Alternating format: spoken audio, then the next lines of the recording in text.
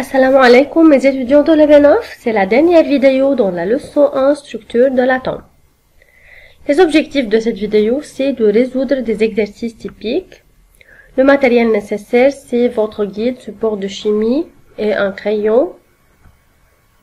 D'abord, vous voudrez réviser le cours pages 3, 4 et 5 dans le guide support de chimie. Puis, on a des applications directes. Vous voudrez résoudre individuellement les exercices 1, 2, 3 et 4 dans le guide support de chimie, puis corriger vos réponses en se référant aux réponses à la page 10. Maintenant, mes chers étudiants, on doit résoudre ensemble l'exercice typique 1, c'est l'exercice 5 à la page 7. L'atome de magnésium Mg2412 perd 2 électrons et donne l'ion magnésium. On a comme donné la charge relative d'un proton 1 plus, la charge relative d'un électron égale 1 moins. Calculer la charge nucléaire de l'ion magnésium. Comment calculer la charge nucléaire de l'ion magnésium? On sait bien la relation Q du noyau égale nombre de protons fois charge relative d'un proton, plus nombre de neutrons fois charge d'un neutron.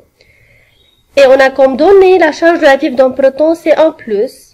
Et n'oubliez jamais que la charge d'un neutron c'est 0, alors le nombre de neutrons fois charge d'un neutron doit être nul. La question c'est comment trouver le nombre de protons de l'ion magnésium. L'atome de magnésium Mg2412, on a comme donné qui a perdu 2 électrons pour donner l'ion magnésium. Et Q du noyau, alors elle est égale au nombre de protons fois charge relative d'un proton plus nombre de neutrons fois charge d'un neutron. Cette partie de la relation est égale à 0. Z, c'est en même temps le nombre de protons, qui est 12. Comme on a donné dans cette représentation symbolique, le nombre de protons ne change pas dans l'atome et dans l'ion. Alors Z égale nombre de protons égale 12. Par suite, Q du noyau égale 12 fois 1 plus égale 12 plus. Maintenant, on doit calculer la charge du nuage électronique de l'ion magnésium. Vous voudrez étudier la relation qui nous donne la charge du nuage électronique qui est nombre des électrons fois charge relative d'un électron. Et vous savez bien que la charge relative d'un électron est égale à 1 moins. Mais la question, c'est combien le nombre des électrons de l'ion magnésium. On a la donnée principale, c'est l'atome de magnésium Mg2412 perd 2 électrons pour donner l'ion magnésium. De cette donnée-là, on doit extraire le nombre des électrons de l'ion magnésium. Dans un atome neutre, le nombre des électrons égale nombre de protons égale 12, d'après la représentation symbolique. Et d'après la perte de 2 électrons, le nombre des électrons dans l'ion, c'est 12 moins 2, égale 10 électrons. Donc l'atome possède 12 électrons, mais l'ion magnésium, qu'on l'obtient d'après la perte de 2 électrons, le magnésium contient 10 électrons. Alors Q du nuage électronique égale 10 fois 1 moins égale 10 moins. Maintenant, on doit déduire la charge de l'ion de magnésium. Vous savez bien que la relation c'est Q du noyau plus Q du nuage électronique. Alors, 12 plus 10 moins égale à 2 plus.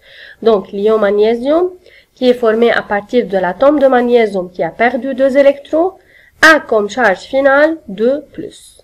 Maintenant, on doit préciser si l'ion de magnésium est un anion ou bien cation. On sait bien, mes chers étudiants, que le cation a une charge totale positive, alors que l'anion a une charge totale négative. Et d'après la partie précédente, on obtient que la charge totale de l'ion de magnésium, c'est 2 plus. Alors, puisque la charge de cet ion est positive, donc c'est un cation. Maintenant, on doit écrire l'équation de formation de l'ion de magnésium.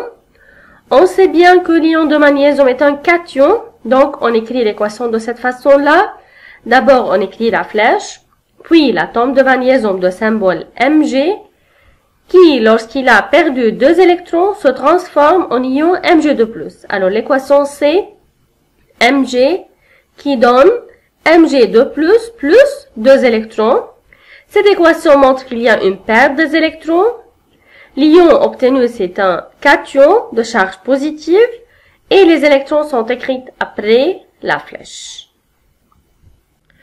Maintenant, mes chers étudiants, on doit représenter le noyau de cet ion. On sait bien que le noyau d'un ion est représenté par X, A, Z, N+. A, c'est le nombre de masse, Z, c'est le numéro atomique, et N+, c'est la charge du cation. Alors, l'ion magnésium est représenté par Mg2412 2+. Un autre exercice typique, c'est le numéro 11, ou bien l'exercice 11 à la page 9. On considère l'atome de calcium Ca4020. Indiquez la masse atomique de l'atome de calcium. Vous voudrez, mes chers étudiants, donner la masse atomique de l'atome de calcium. Bon, on sait bien que la masse atomique est égale au nombre de masses A mis en unité U. Alors, la masse atomique de calcium, c'est 40 U. Car le nombre de masses du calcium, c'est 40. Alors, la masse atomique de calcium, c'est 40 U. Maintenant, on a le même atome et on doit indiquer la masse molaire de cet atome calcium, c'est Ca4020. Oui, très bien, mes chers étudiants, on sait bien que M, la masse molaire, égale le nombre de masses mis en grammes par mol. Alors, la masse molaire de l'atome de calcium, c'est 40 grammes par mol. Bon. Maintenant, on doit calculer le nombre de moles qui se trouvent dans un échantillon de calcium de masse 10 grammes. Vous savez bien qu'on doit d'abord utiliser ce triangle-là pour déterminer la relation entre N, le nombre de moles, M, la masse de l'échantillon en grammes, et grand M, la masse molaire en grammes par mol. On sait bien que N égale petit m sur ou bien divisé par grand M. Alors, égale 10 grammes divisé par 40 grammes par mol. Le nombre de moles de cet échantillon est 0,25 mol. Alors, l'échantillon de 10 grammes de calcium contient 0,25 mol des atomes de calcium. Maintenant, on doit résoudre l'exercice typique 3, c'est l'exercice 12 à la page 9 de votre support guide de chimie. On considère les noyaux suivants qui sont représentés par les couples Z-A. Alors, dans chaque parenthèse, le premier nombre indique Z, le numéro atomique, et le deuxième nombre indique le nombre de masse A. Précisez le nombre des isotopes dans la liste ci-dessus, puis déterminez les isotopes correspondants. D'abord, on doit préciser, et n'oubliez pas que le verbe préciser, c'est indiquer plus justifier. On doit justifier combien des isotopes on a dans cette liste, puis on doit déterminer les isotopes correspondants. D'abord, prenez vos temps, mes chers étudiants. Alors, très bien. Vous savez bien que les isotopes, ce sont des quoi? Ce sont des atomes d'un même élément qui ont le même numéro atomique Z mais différents nombres de masses. Et puisque dans la liste suivante, il y a 3 valeurs différentes de Z du numéro atomique, on a 22, 24 et 23. Et les autres ont aussi 22, 23 et 24. Alors, puisqu'il y a 3 différentes valeurs de Z, alors il y a 3 différents éléments chimiques.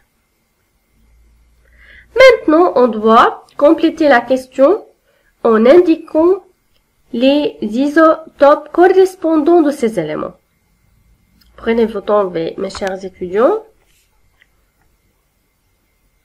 Bon, vous voudrez compter le nombre des isotopes de chaque élément.